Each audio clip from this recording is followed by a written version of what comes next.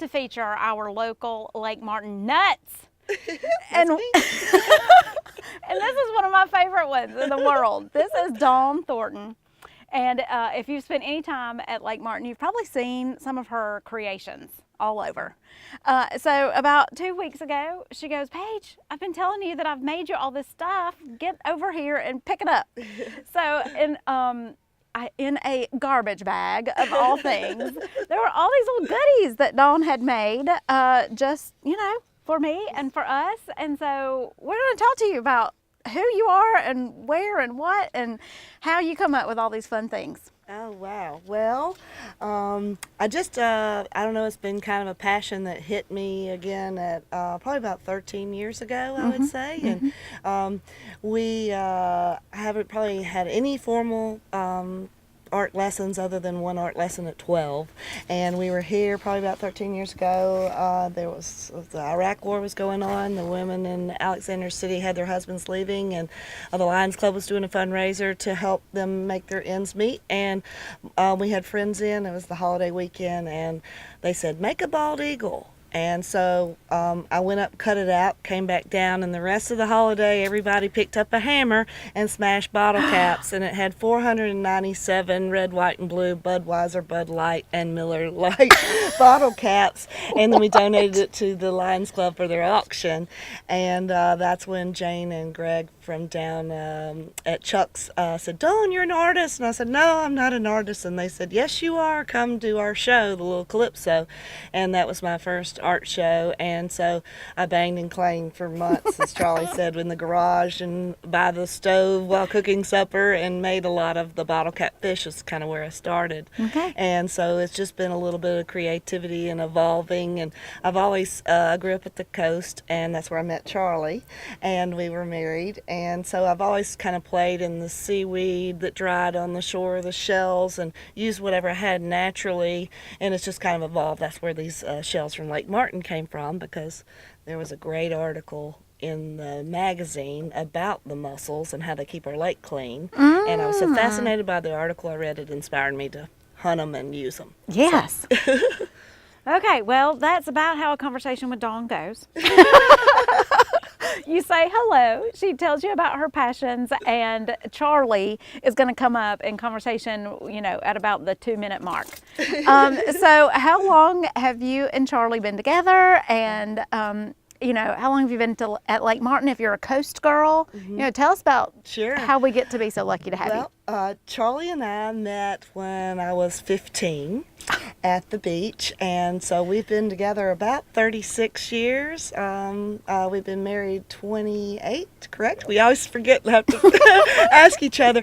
You know, he's my best friend, and time flies with us, and we enjoy each other's company and our time, and we always said we were moving at a slow pace back to the coast, and we love the coast, but every time we go to the coast we come back to Lake Martin and we sit on the dock, and we're in love again. And so our goal is to try and find our balance between the two one day as we move into retirement. So but Lake Martin, we've been here probably, I think Charlie and I were talking about it, and I think it's like 13 years since 2004. We were told, get on the lake, you got to get on the lake to know this lake, and that's what we did. We bought a little cabin at Sturtevant Creek, and we held it for 2 years, and then the economy was booming, and we flipped it, and we found this place by just a picture of the view, and we said we'll take it. We didn't care if it came with a tent or a home or not, but we were looking for big water, big views, and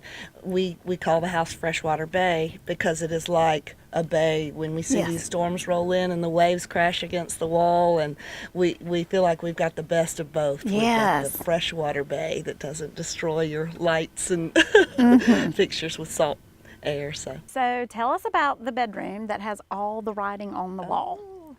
Well, growing up in Grayton Beach, Florida, my dad leased the old Grayton store, which is now called the Red Bar.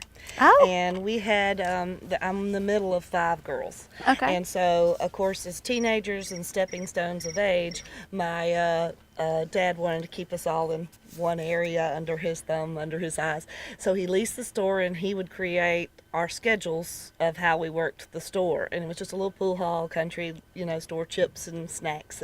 And people used to write on the walls. And it went back probably 3 generations to, because Al Capone was in Grayton. So during World War II, the hotels would sell the rockers for $5 a night to sleep in a rocker on Grayton Beach and fill their Coke bottles with grapefruit juice because there was no Cokes during the war. And so there's a lot of history. So generations were there, and people wrote on the wall. And so you'd come in, somebody would put their name over your name, so you were back to getting your spray paint. So we've always had a lot of fun with that. So when we got here, we just decided we would let the kids, as they were coming down with their, crews, get in there and write whatever they wanted, sign, leave, tag it, and it was just always kind of something fun to come back No doubt. So we have some that's little bitty, baby handprints, and now they're teenagers and so on. So that's kind of where it is. Somebody can paint over it one day if they want to do, but for us, it's just a building block of the people that the walls are talking. They tell you who's been here, and you can't wake up in a bad mood in that room. There's just so much inspiration. So thanks, Paige. We love Lake Martin. Hey guys, this is Trey with Crew Lending. We are getting so excited about the Crawfish Boil coming up. This will be our 8th or 9th year to do this. We started with about 30 of us at a local real estate company just down the road. But then we moved it the second year to our parking lot, and it has literally grown to be hundreds of people. And it's past clients, current clients, our referral partners. We're just so excited to have you guys enjoy just a little taste of my heritage of South Louisiana, even though I've been here for 20 years and it feels like home here in Birmingham. So come join us. We would absolutely love to feed you and just kind of get to know you a little bit better. Dawn and I are gonna, we get to watch Dawn do her thing. No, we're gonna paint together. I invited her to paint, and she asked if I wanted to paint, and I said, we're gonna paint together.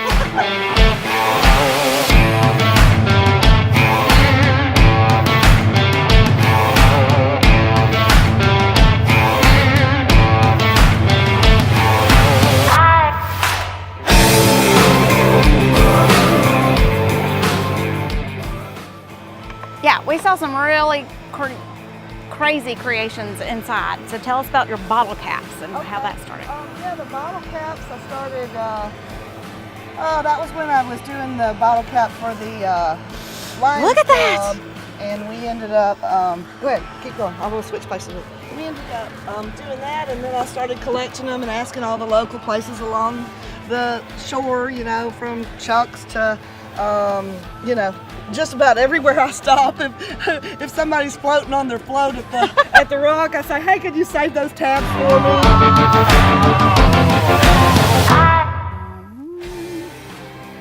What all do we need on our shoreline? What all are we doing here? Well, we're just having a good time. Oh, I think we're going to be laying out even on at the sun.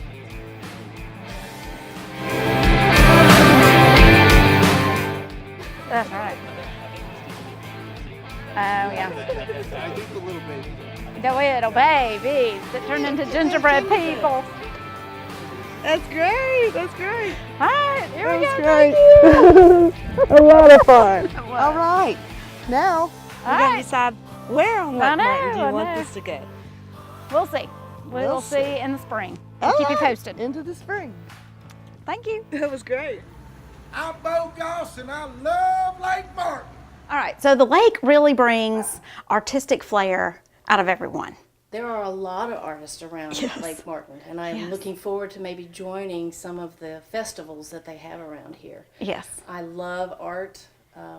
My mother and father were both artists, so it kind of runs through my veins. Yes. Some of my boys actually took art classes while they were in college, so it's nice to see, that it might live on, maybe not as a career, but at least I know that I've given them something besides, birth. So yes, they were both artists. Now, what'd your dad do? My father was actually a fighter pilot in the Air Force. Oh. He was one of the first ones to do 1,000 hours in the F-4, and then he trained the Thunderbirds. Oh my. But he did do art too on the side. Okay. So it wasn't his career, but at least he did some of it. Okay. And this special lady was your mom, and she was a storyteller. Her name was Madame Jolicoeur. She was a Cajun storyteller, And in the summertime, she was actually a social worker, but in the summertime, she would take off and go to the libraries all around Louisiana, and she would take one of my boys each year and would tell her Cajun stories to the libraries around Louisiana.